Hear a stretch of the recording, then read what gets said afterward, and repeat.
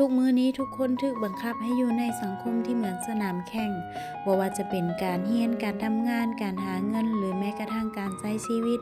ไผๆก็อยากชนะอยากจะเก่งอยากจะประสบผลสำเร็จจนบางทีเฮาบ่ได้ถามตัวเองเลยว่าแท้แล้วเฮากำลังแข่งกับไผกันแท้ตอนที่เฮาเห็นคนอื่นมีงานดีคนนั้นมีรถใหม่คนนี้ทำธุรกิจสำเร็จเฮาก็มักจะหันมามองตัวเองแล้วรู้สึกว่าเฮาก็เฮ็ดดีเร่งรีบบ่ต่างจากคนอื่น แต่เป็นอย่างความพยายามของเฮาคือบ่สำเร็จแค่เงินจะซื้อกินก็ยากแล้วแต่ความเป็นจริงชีวิตมันก็มีจังหวะของมันเองบางคนเริ่มแล้วบางคนเริ่มช้าบางคนมีกองเชียร์หนุนหลังบางคนก็สู้ด้วยลำแข้งตัวเองมันเลยเฮ็ดให้ชีวิตของแต่ละคนเดินบ่พร้อมกัน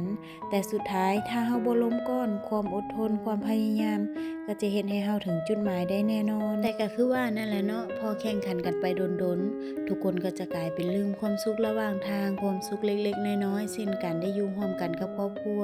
การได้ทำอาหารกินกันเองหรือการได้ใช้ชีวิตแบบซ่าๆสบายๆแทบจะบ่มีเลยสุดท้ายชีวิตก็สอนให้เราเข้าใจว่าบ่ต้องเอาชนะไผบ่ต้องแข่งขันกับไผ